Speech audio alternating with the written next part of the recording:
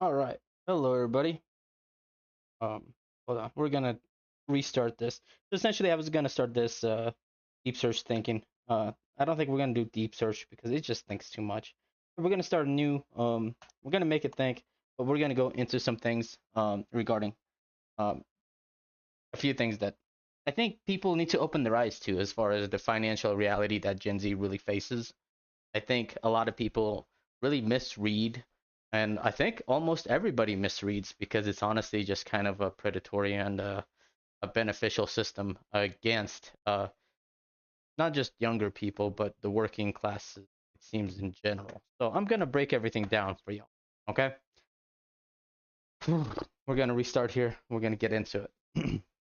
So, my general idea is to open up people's eyes to the realization of how much people actually get taxed and how much of their dollar actually disappears into things that they do not realize they have to spend things on. And it's going to be a kind of a general breakdown of everything, what we're going to go for. So, first question, we're going to use AI as kind of our assistant here to go through our research. Now, AI isn't always accurate, so you always must watch out for how you use AI. And you also must know often more than the AI in order to be able to guide it correctly as far as what questions and what topics you want to research. For example, if I ask about complexities of something in a topic in World War II, it's going to use baseline sources. However, a lot of times baseline sources aren't accurate sources of what happened, and a lot of times things get misrepresented. So let's go ahead and ask it the very, very first question, and I'm going to show you an example of how data gets misrepresented. So my first question is, Gen Z on average makes how much per hour? What's the average income of Gen Z, for example, on a yearly basis?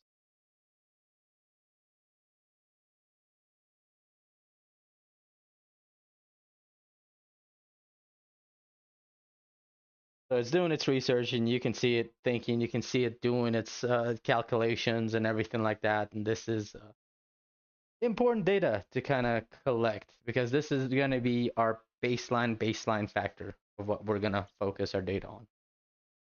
And as far as averages and everything like that, averages are calculated differently. Sometimes it is highly misrepresented.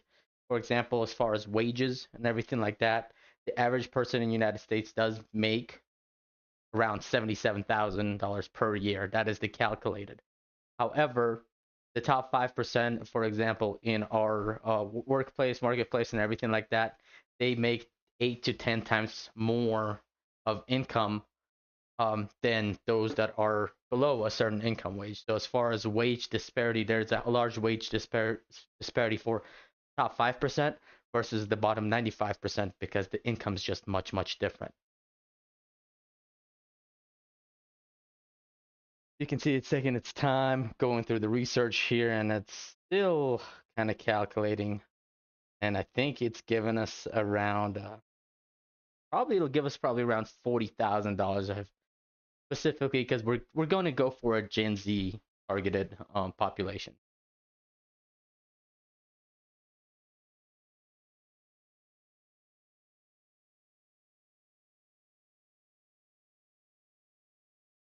My goodness, still going. We're still going. It's having a fight with itself.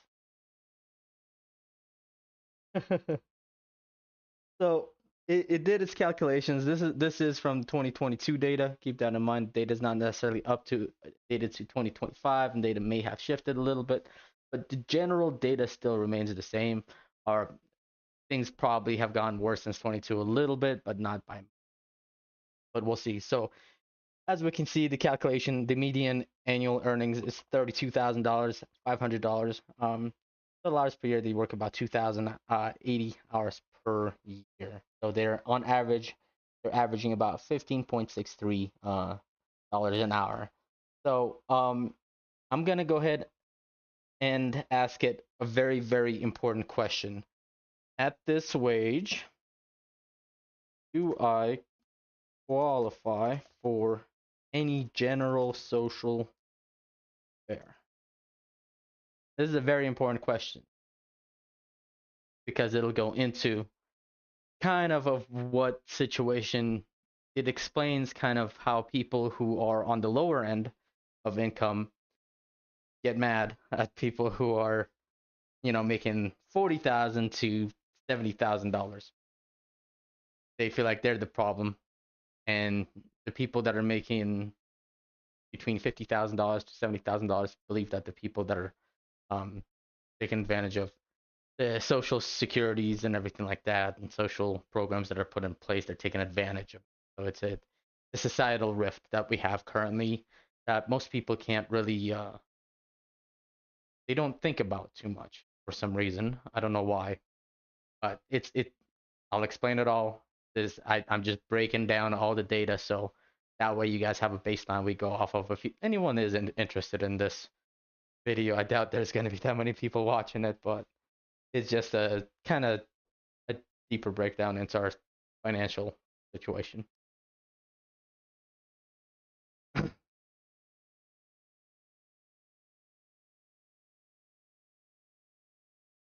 For majority of the cases, the people that are qualified for social welfare and everything will not be average Gen Z, and it will not be a person making above what is considered a livable wage.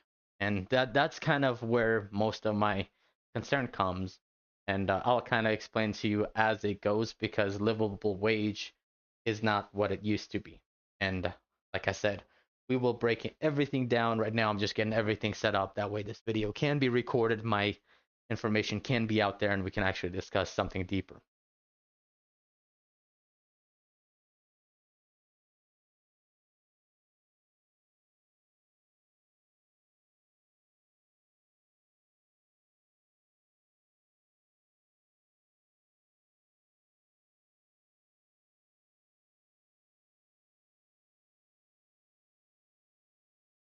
And as you can see, it's searching all the things, but if it's basically searching if generally, and my concern is on the general person, and it's focusing down on if the general person can't qualify with welfare at the average income for this. So once this, as you can see, it looks like it's finishing up its data, and it's finishing up its thinking. This is Gork. Just a basic XAI. I'm sure everyone kind of knows with Gork with its recent controversy and everything, but it's still usable. Any AI is kind of usable, but as far as what data you need to look for, because data is manipulative and it is designed to keep people away from realizing real cost. So annual income, right, 17 an hour, so it's 35,000. The figure represents your income before taxes or deductions, which is often starting point for demanding eligibility for welfare programs.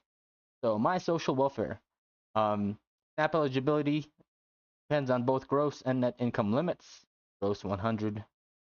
So single person would need to make less than 18,000 to qualify for SNAP. And this is per household. These are the numbers of what your income has to be less to qualify for these programs. So at as a single person, you would not qualify for any of these programs. You would not qualify for SNAP. You would not qualify for if you are single, you won't qualify likely. Oh, so you are ineligible for Medicaid. You are ineligible. So for a four-person household, you would be eligible. So this is kind of breaks you down.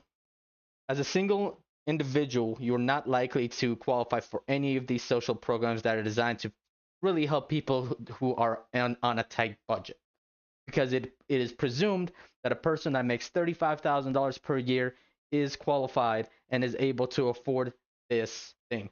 Now, this $35,000 number is before taxes. You have to keep that in mind. This is pre-tax deducted. So let's go ahead and start our first deduction from our paycheck. So I generally don't qualify for social. Correct. I'm probably going to take out the think for now, just because I want it to be quicker. Based on the 17th hour, you do not qualify, essentially. Okay, we got that out of the way. So I get no assistance from the government that one taxes everything out of me. And I'll explain to you. First, deduction. So I make 35K a year. Oh, we'll go 17 hour. What are my deducted? I can't spell. Deducted.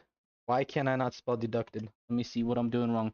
Deducted. Okay, I don't know what I did there wrong. I did something wrong. Anyway, deducted. Um, federal taxes. So it's going to go ahead and calculate how much of it is going to go to our federal taxes, right? The hourly wage, 17. So just the federal taxes alone on average is going to take out $14,000 from your livable income. Now, keep in mind, you do not qualify for any of the SNAP programs. You do not qualify for welfare. You are not able. So on $20,000, you need to be able to cover your food, your medicine, your medical bills, all of these things on a very, very, very limited budget. Okay.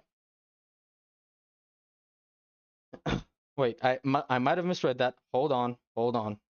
Jumped the gun.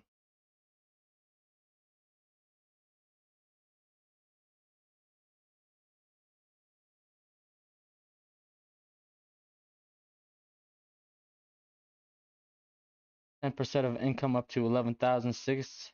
12% on income from 11,000 to 47. First 11,000. Okay, remaining. Total federal taxes looks like it's going to be $2,000.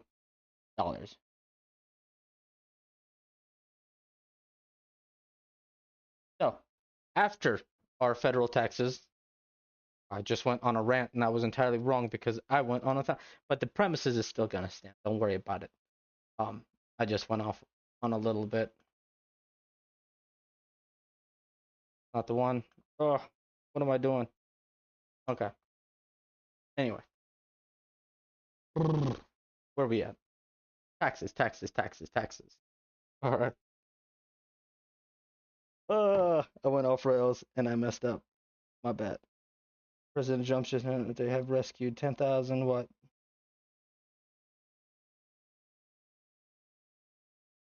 10,000 missing migrant. That's who they were protecting.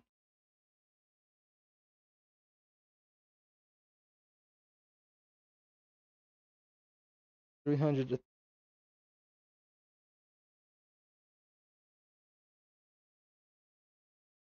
I don't know. Anyway, back to it. I need to focus. I'm having a hard time focusing. So essentially, after that $17 an hour, your taxes are deducted. You essentially pay $5,000. Remaining amount you have is 396 per year is what you have remaining in your tax, given you make the average income and average in an average, you know, everything average. So 30,000, that seems like a lot, but we have to deduct. We now have to and I can't spell deduct. I can't spell deduct. Deduct. Deduct. Deduct. Why is that so difficult? Anyway, moving on. We have to deduct our Medicare and federal and mandated.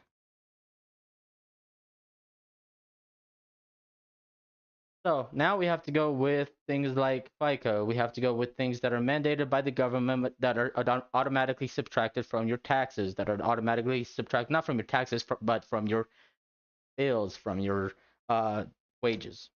So let's go ahead and do that calculation and it'll give us a result here. FICA.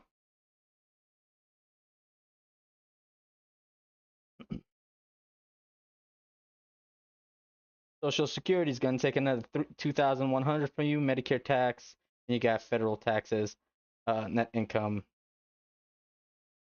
Okay, these are all FICA and everything is already included in the calculation. Okay, okay. Add state taxes.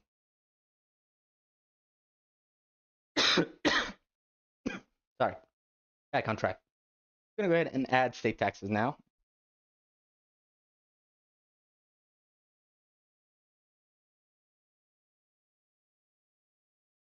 There is obviously no tax state that happens, but they tax in different ways.